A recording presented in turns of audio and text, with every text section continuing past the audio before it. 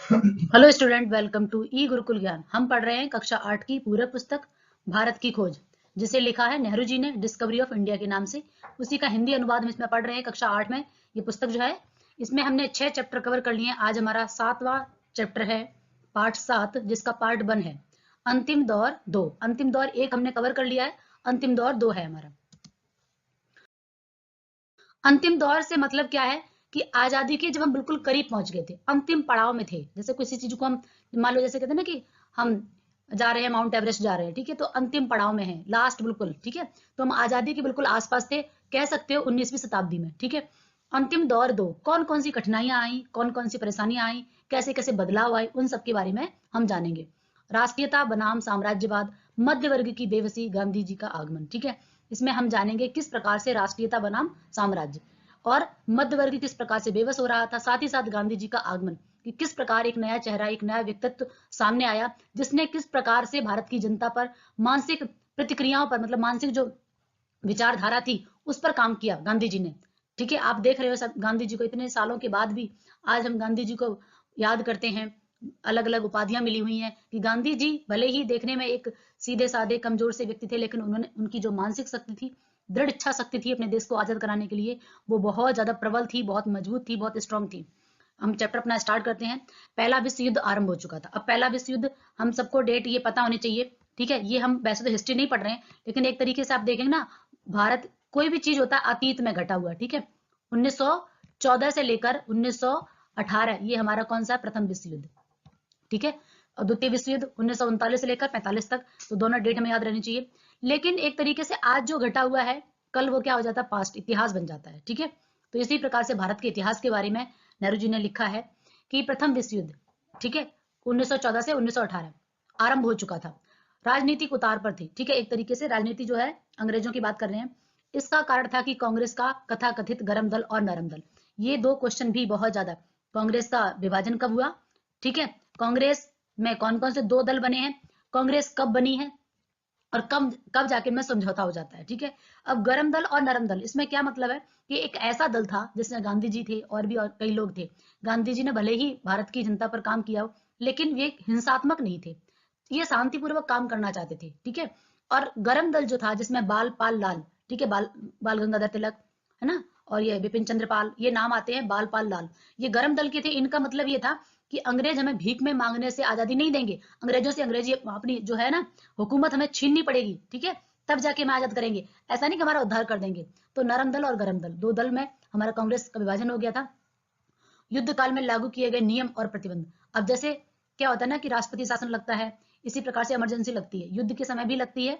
और राष्ट्रपति शासन, जब कोई व्यवस्था भंग हो जाए या फिर देश के अंदर ही युद्ध हो जाए या अकाल पड़ जाए, तो इस तरीके के प्रतिबंध भी लगाए जाते हैं। तो यहाँ पर भी युद्ध चल रहा था, तो कुछ नियम लगाए जाते हैं, प्रोटोकॉल होते हैं, ठीक है। अंततः विश्व युद्ध समाप्त हो गया और 1918 में जो विश्व युद्ध था वो खत्म हो गया। शांति के परिणाम स्वरूप देश में राहत और प्रगति की बजाय दमनकारी और कानून, और पंजाब में मार्शल लॉ लागू हो गया।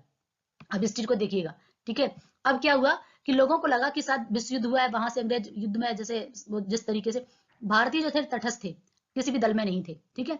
लेकिन ऐसा लगा कि युद्ध के बाद तो शांति होनी चाहिए, लेकिन यहाँ तो और ज्यादा दमनकारी नीतियां शुरू हो गई। अंग्रेजों ने अत्याचार करना भारतीयों पर शुरू कर दिया, बहुत ज्यादा कर दिया। इसी प्रकार से उन्होंने क्या किया, दमनकारी नीति में पंजाब में मार्शल लॉ लगाया। मार्शल लॉ एक प्रकार से क्या है, ये अंग्रेजों के द्वारा पुलिस कार्रवाई से, ठीक है, पुलिस कार्रवाई कर देना, वहां की जमीन को, खेती को, ठीक है, कुछ भी अपने कब्जे में ले लेना, इस तरीके से ये मार्शल लॉ अंग्रेजों के द्वारा लगाया गया एक कानून है, ठीक है। जनता में जनता में अपमान की कड़वाहट और क्रोध का आवेश भर गया। अब जाहिर सी बात है कि पहले से हमें लूट रहे थे, हमारे ऊपर शासन कर रहे थे, लेकिन युद्ध के बाद तो उन्होंने अत्याचार हद कर दी कि कहीं पर भी लोगों को पुलिस कार्रवाई के द्वारा पिटाई लगा देना, कुछ भी कर देना, बहुत ज्यादा दमनकारी जैसे होता ना, किसी को नुकसान पहुंचाना, मारपीट करना, इस तरीके की चीजें भी अंग्रेजों ने हमारे साथ बहुत ज्यादा शुरू कर दी थी। जनता में क्रोध बढ़ गया, जब आप किसी से काम भी ले रहे हो, टैक्स भी वसूल कर रहे हो, शासन भी हमारे ऊपर कर रहे हो, उसके बाद आप पिटाई भी लगा रहे हो। तो इस तरीके से क्या हुआ कि जनता पहले से एक तरीके से त्रास हो चुकी थी, तो वो कड़वाहट क्रोध के रूप में भड़क के आ गया कि बर्दाश्त करने की भी ना एक सीमा होती है। वही भारतीयों के साथ हुआ। ऐसे समय में जब हमारे देश में एक पौरुष को लगातार कुचला जा रहा था, पौरुष मतलब क्या होता है, जो मानवीय शक्ति है, ठीक है। कहते हैं कि आप क्या, आपके अंदर शक्ति है, जो अंदर से एक विल पावर होती है, तो वो जो शक्ति थी वो एक तरीके से कुचली जा रही थी, भारत की लगातार शोषण हो रहा था लगातार। निर्मम प्रक्रिया से हमारी गरीबी बढ़ रही थी, निर्मम जहां पर कोई ममता ना हो, कोई जैसे आप सामने लोग इतना तंग कर रहे थे, इतना अत्याचार कर रहे हैं कि आपको दया ही नहीं आ रही उस पर। इस तरीके से अंग्रेज हमारे ऊपर व्यवहार कर रहे थे, हमारे साथ प्रतिक्रियाएं कर रहे थे कि दया नहीं आ रही थी। वो बहुत ज्यादा हमारी जो स्थिति थी वो गरीब गरीब से और गरीब होते चले जा रहे थे, दिन प्रतिदिन छीड़ हो रही थी हमारी शक्ति, कमजोर पड़ते चले जा रहे थे। किसान वर्ग, दब्बू वर्ग भयभीत था, क्योंकि क्यों भयभीत था? क्योंकि उनको टैक्स देना, उनको बोला इतना टैक्स देना, आपको 10% टैक्स देना खेती का, भले ही आपके पास कुछ भी ना बचे, आप उनको चाहिए वो, नहीं दोगे तो कोड़े बरसाएंगे, पिटाई लगाएंगे। बहुत इस तरीके से वो करते थे, कपड़े उतार के ठंड में इस तरीके से दौड़ाना, वजन रख के बहुत कुछ करते थे। तो मतलब वही है कि इस प्रकार से जो किसान वर्ग था वो बहुत ज्यादा डर रहा था, दब्बू हो गया था डर से। कमजोर जो वर्ग होता है, जो गरीब है, वो जाहिर सी बात है डरता है, ठीक है। तो यहाँ पर भी भारतीय किसानों की हालत होगी, क्योंकि भारत उस समय किसान ही था, किसानी कोई बहुत ज्यादा ऐसा और कोई व्यवसाय नहीं था। कारखानों की मजदूर की स्थिति वही थी, जो अंग्रेजों ने अपने यहाँ कारखाने लगा रखे थे, उनकी स्थिति भी कुछ ऐसी ही थी।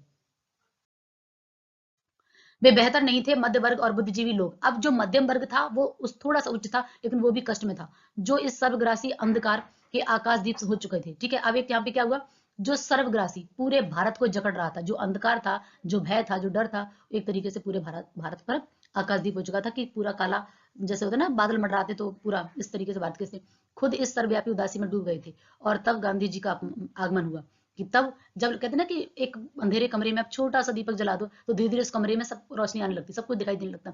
कुछ ऐसा ही हुआ कि जहां पर निराशा और सब कुछ अंधकार में था, उसी समय एक रोशनी की लौ जो थी वो गांधी जी के रूप में हमारे सामने आई। वे ताजा हवा के ऐसे झोंके की तरह आए जिसने फैलकर हमें गहरी सांस लेने के योग्य बनाया, कि ना दम घुट रहा, कुछ लोग ऐसे बोलते। तो ऐसे कि जब हम अंग्रेजों के व्यवहार से, अंग्रेजों के रवैये से बहुत ज्यादा तंग हो चुके थे, तब हमें गांधी जी ने आए और एक तरीके से जैसे कोई हवा का झोंका होता उस तरीके से, और वो सांस लेने योग्य में थोड़ा सा मैं मोटिवेट किया उन्होंने। और वे ऊपर से अवतरित नहीं हुए थे, मतलब ऐसा नहीं था कि साक्षात भगवान जी का ये कृष्ण का अवतार हो गया, ऐसा नहीं था, ठीक है। वो भी हम में से ही लोग थे। कहने का मतलब क्या है कि हम भी कर सकते थे अगर गांधी, तो वही है कि अगर हम हमारी मन, भले ही आप पैर से अपाहिज हो तो चलता है, लेकिन मानसिक रूप से आप अपाहिज नहीं होने चाहिए। आपकी दृढ़ इच्छा शक्ति, विल पावर स्ट्रांग होनी चाहिए। वे भारत की करोड़ों की आबादी के बीच से ही निकले थे, मतलब हम में से ही निकले हुए एक व्यक्ति थे। वे उन्हीं की भाषा बोलते थे और लगातार उनकी सोचनीय स्थिति की ओर और ध्यान आकर्षित करते थे। उन्होंने हम में से कहा कि इन मजदूरों को और किसानों की पीठ पर उतर जाओ, ठीक है। मतलब एक तरीके से क्या है, हमारे अपनी खुद के दर्द को समझ पा रहे थे, भारतीयों की जो स्थिति थी उसको उन्होंने समझा, हमारी खुद की आवाज बोलना, ठीक है। एक तरीके से सबकी तरफ से जो समस्याएं थी, प्रॉब्लम्स थी, उनको उन्होंने समझा और बात की और कहा अंग्रेजों से कि किसी की पीठ पर मतलब बोझ लदा हुआ है ना, एक तरीके से उसी प्रकार से अंग्रेज एक तरीके से हमारे ऊपर लगातार अत्याचार कर रहे थे। तो उन्होंने कहा मजदूरों और किसानों की पीठ से उतर जाओ, तुम सब जो उनका शोषण करने के सहारे जिंदा हो, उसी व्यवस्था को समाप्त कर दो जो इस गरीबी और दुर्गति की जड़ है। और अंग्रेजों के लिए उन्होंने क्या बोला कि भाई जो एक तरीके से, और साथ साथ हमारे देश में भी कुछ ऐसे लोग थे, ठीक है, उनको भी उन्होंने मतलब ये कहा कि भाई मुक्त कर दो इस तरीके से किसानों और गरीब को। आप मजदूर बनाकर काम करके इतना तंग करके उनको आप व्यवस्था में कुछ नहीं कर सकते। उन्होंने जो कुछ कहा हमने उसमें से ज्यादातर बातों को आशंकित रूप में माना और कभी कभी बिल्कुल नहीं माना। लेकिन पहली बार कोई ऐसे आके बोले अंग्रेजों से कि आप बख्श दो, ऐसा कर दो, वो कर दो, या लोगों से बोला, तो कहीं ना कहीं एकदम तुरंत विश्वास नहीं कर पाता। कोई इंसान बार बार धोखा खाता है। भारत की जनता जो लगातार आक्रमण से झेलते झेलते, फिर अंग्रेजों के अत्याचार को झेलते झेलते एक तरीके से टूट चुकी थी, निराश हो चुकी थी, तो जल्दी से विश्वास नहीं कर पाई। कभी कभी मान भी लिया, कभी बिल्कुल नहीं माना। और कह रहे हैं, लेकिन यह एक गौड़ बात थी। प्रमुख और गौड़ दो चीजें ये आपको याद रखना है, ये एक दूसरे के क्या है, पर्याय हैं, विलोम शब्द, सॉरी, ठीक है। कि प्रमुख मतलब प्रधान और गौड़ मतलब द्वितीय, ठीक है, मुख्य बात। जैसे प्रायोरिटी बोलते हैं ना, फर्स्ट प्रायोरिटी सेकंड प्रायोरिटी, तो वैसे ही ये सेकेंडरी था, उनकी शिक्षा का सार था, ठीक है। निर्भयता और सत्य और उनसे जुड़ा हुआ कर्म, क्योंकि जिस प्रकार से गांधी जी निर्भय थे, ठीक है, सत्य, हमेशा सत्य, चाहे कुछ भी हो जाए वो सत्य ही बोलते थे, जीवन पर्यंत उन्होंने सत्य, और साथ ही साथ बहुत ही कर्मठ भी थे। तो गांधी जी निर्भय थे, क्योंकि क्यों निर्भय थे कि जो इंसान सत्य बोलेगा वो तो निडर रहेगा कि उसने कुछ किया ही नहीं है, लेकिन झूठ बोलेगा, कोई गलत होगा तो घुमा फिरा के बात बोलेगा। और हमेशा कर्मठ रहते थे, कर्म कर्म पर विश्वास रखते थे। वो हमेशा सामान्य जनता की खुशहाली पर नजर रखते थे, लेकिन ब्रिटिश शासन के अधीन सबसे प्रबल एहसास था। लेकिन सामान्य जनता की खुशहाली तो चाहते थे, लेकिन अंग्रेज जो जिस प्रकार से उन्होंने हमें अधीन कर रखा था, इस पर उन्हें बहुत ज्यादा ये उनके दिमाग पे काम कर रहा था कि कैसे इस चुंगल से निकला जाए, कैसे देश को आजाद कराया जाए। भय, व्यापक दमनकारी, दम घोटू भय, सेना का, पुलिस का, दूर दूर तक। अब यहाँ पर क्या बताया जा रहा, भय, ठीक है। ये जो भय है ना, ये था एक सबसे ज्यादा भारतीय जनता में, कि आखिर गांधी जी भी हम में से ही निकल के एक व्यक्ति आए थे, साक्षात तो अवतार हुआ नहीं था। जब गांधी जी ने सोचा कि भारत की जनता ऐसे तो आजाद हो नहीं सकती, इस चुंगल से निकलने के लिए आपको कुछ तो प्रयास करना पड़ेगा ना, जैसे खाना आपके सामने रखकर तोड़ के आपको मुंह में ले जाना ही पड़ेगा, तभी आप पेट तक जाएगा वो। वही हाल था कि भारतीय आजाद तो हो सकते थे, लेकिन जब कोशिश करेंगे तब ना। लेकिन भारतीयों के दिलो दिमाग पे एक डर छाया हुआ था। वो डर क्या था? व्यापक, दमनकारी, दमघोटू और भय। ये इस तरीके के अंग्रेजों ने जो दमन कर रखा था, साथ साथ वो दमघोटू मतलब मार देने वाला, एक तरीके से कोड़े बरसाना, जेल में डाल देना, कुछ भी कर देना हमारे साथ, ठीक है। तो इस जो ये डर था, इस डर को देखा गांधी जी ने, भारतीयों के चेहरे पर जो डर था, और दूर दूर तक फैले पुलिस जिस प्रकार से, खुफिया विभाग और अंग्रेजों के जो जगह जगह एक खुफिया विभाग की पता लग जाना उन्हें कि हम कहाँ आंदोलन कर रहे हैं, क्या कर रहे हैं, कैसे उनको पता चल जाता सारी चीजें। ये सारी चीजें अफसरों व जमींदारों के कारिंदे, कारिंदे मतलब उनके लोग, ठीक है, कर्मचारी का भय कि किस प्रकार से अफसर लोग आएंगे, उनके जमींदार लोग आएंगे और कैसे कोड़े बरसाएंगे, ठीक है। उनके जो लोग आएंगे वो किस प्रकार से जनता को मारेंगे, भयभीत करके रखते थे। साहूकारों का भय, और ये साहूकार जमींदार ये लोग भी ना हमारे देश के होकर भी, ठीक है, हमें ही तंग करते, क्योंकि इन्हें डबल फायदा मिलता था, गरीब जनता से भी लेते थे और उधर अंग्रेजों से भी लेते थे। तो ये लोग भी कम नहीं थे, ठीक है। इन्होंने भी अंग्रेजों से ज्यादा भारतीय जनता, अपने ही लोगों को तंग किया। बेकारी और भुखमरी का भय, साथ ही साथ जो कुछ कमाते वो सारा ले जाते, कुछ नहीं बचता तो भुखमरी भी, और कुछ बेगार में काम करना, कुछ मिलना नहीं उसके बदले में, जो हमेशा करीब खड़ा रहता था। जैसे आप कोई काम कर रहे हो और उसके बदले आपको कुछ मिले ना, तो जाहिर बात आपके वो उत्साह नहीं दिखेगा, वो जोश नहीं दिखेगा, डर रहेगा कि हम जो कमा भी रहे वो चला जाएगा।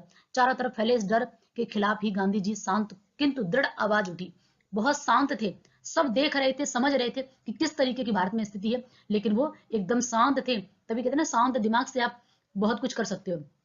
तो गांधी जी ने बहुत ही सधी हुई आवाज में, बहुत ही दृढ़ आवाज में, एकदम स्ट्रांग आवाज में, जैसे होता है ना कि एकदम आपको एकदम एक बात पे अडिग हो कि डरो मत, उन्होंने सबसे पहले क्या बोला?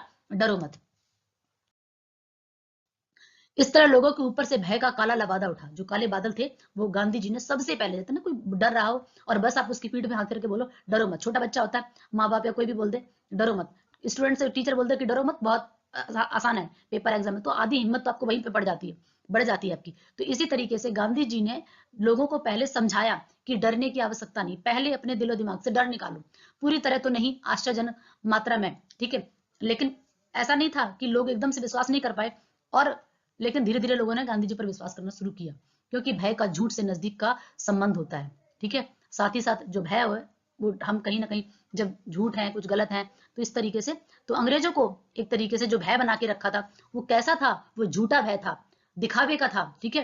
क्योंकि उन्हें पता था कि हमने इनको एक तरीके से ना भय बना के रखा जिससे ये कुछ भी नहीं करेंगे। तो अंग्रेजों को इस चीज का भी डर था। जैसे जैसे झूठ और लुका छिपी का जैसे काम करते हैं ना, ठीक है, लुक छिप कर काम करने की जरूरत कम होती गई, वैसे वैसे, क्योंकि अगर हम कोई काम कर रहे हैं हमारे ही देश में, अपने घर में, तो हम क्यों छुप के काम करेंगे? सामने करेंगे ना। जब ये चीज सभी भारतीयों के दिलो दिमाग में आ जाएगी, तो फिर अंग्रेजों से डरने की बात नहीं है, ठीक है। हम काम कर रहे हैं, अपने खेत में काम कर रहे हैं, जो भी काम कर रहे हैं, ऐसे ऐसे करके धीरे धीरे वो भय जो था वो निकलता गया। वैसे वैसे एक व्यापक परिवर्तन दिखाई देने लगा, और जैसे जैसे भय निकला वैसे धीरे धीरे परिवर्तन, एकदम से परिवर्तन नहीं होता, थोड़ा टाइम लगता है, धीरे धीरे धीरे धीरे धीरे परिवर्तन भी दिखाई देने लगा। और ये एक मनोवैज्ञानिक परिवर्तन था, ये बहुत मोस्ट इंपॉर्टेंट बात है, ठीक है। ये हर समय की बात है, तब उस समय आजादी के समय नहीं, आज भी है, कि आप किसी भी स्थिति से निकलना चाहते तो सबसे पहले आपको अपने मन पर काम करना पड़ेगा। मन के हारे हार है, मन के जीते जीत, ठीक है। अगर आप मन से मान लोगे कि नहीं मैं नहीं कर सकता, या मेरे साथ नहीं हो सकता, मैं तो बीमार हूं, मैं तो ये, तो आप सच में कुछ नहीं कर सकते हो। लेकिन आप सोचो कि मुझे इस मुकाबला करना है समस्या का, तो 100% आप उससे निकल के बाहर आ जाएंगे। आप कोशिश तो करें, आपको खुद पता नहीं चलेगा कि हमारे अंदर कितनी अद्भुत क्षमताएं हैं। गांधी जी ने भारत के करोड़ों लोगों को, क्योंकि हमारे पास जनता तो बहुत थी, लोग तो बहुत थे, अंग्रेज तो कुछ लोग थे, उनकी क्या औकात थी कि, लेकिन वही है, हम मानसिक तौर पर मान चुके थे कि अंग्रेजों से हम कभी आजाद नहीं हो सकते। और ये काम गांधी जी ने किया, और ऐसे धीरे धीरे परिवर्तन दिखाई देने लगा कि सभी भारतीयों के दिलो दिमाग पे छा गया कि अंग्रेजों, अब आप तुम्हें अपने देश में हम नहीं रहने देंगे। गांधी जी ने भारत में करोड़ों लोगों को अलग अलग मात्रा में प्रभावित किया, और उन्होंने, गांधी जी ने अपने मुहिम पर निकल गए, आंदोलन करते गए, लोगों को समझाते गए, मोटिवेट करते गए, और ये कारवां आगे बढ़ता गया। कुछ लोगों ने अपने जीवन को पूरी बनावट को ही बदल लिया, कुछ लोग तो पूरी तरीके से परिवर्तन हो गए, कुछ आंशिक रूप से हो गए, और जिन पर प्रभाव मिट गया था वह भी कुछ पूरी तरीके से नहीं, मतलब कुछ थोड़े बदल गए, कुछ पूरे बदल गए, कुछ थोड़े बदल गए, इस तरीके से अलग अलग लोगों की प्रतिक्रिया। अब जब पूरे बदल गए तो उन्होंने भी आक्रामक जगह जगह आंदोलन शुरू कर दिया, ठीक है। इसीलिए 19वीं शताब्दी के बाद भारत में आंदोलन शुरू हुए, गांधी जी के आगमन के बाद, ठीक है। दक्षिण अफ्रीका से जब उन्होंने पहला आंदोलन किया था, उसके बाद से प्रतिक्रियाएं शुरू हुई थी, क्योंकि एक सहारा लीडर चाहिए ना आपको। वो लीडर का काम किसने किया? गांधी जी ने किया। हर आदमी के पास इस सवाल का अलग अलग जवाब था, हर कोई अपने अपने ढंग से गांधी जी को देखता था। कोई उनको एक स्ट्रांग पावर की तरह देखता था, कोई कुछ देखता था, कोई कुछ देखता था, अलग अलग ढंग से गांधी जी लोगों को समझाते, लोगों को समझते, वो देखते कि लोग किस प्रकार का है, वैसे ही काम करते। तो इस चैप्टर में हम आगे पढ़ेंगे कि किस प्रकार आखिरकार हमने आंदोलन किया, अंग्रेजों से कैसे, अंग्रेजों के चुंगल से निकले, कैसे हमने अपना भारत को आजाद कराया, गांधी जी ने कैसे काम किया। ठीक है, इस चैप्टर में यही पढ़ेंगे और अगले वीडियो में देखेंगे। अगर आपको मेरा पढ़ाया हुआ अच्छा लग रहा है तो आप प्लीज मेरे चैनल को सब्सक्राइब कर लें अगर आप नए हैं, जिससे आपको और भी वीडियो मिलती रहे। दोस्तों के साथ शेयर कर दें और लाइक जरूर कर दें, और कमेंट सेक्शन में लिख के बताएं कि आपको मेरा पढ़ाया हुआ कैसा लग रहा है। Thank you.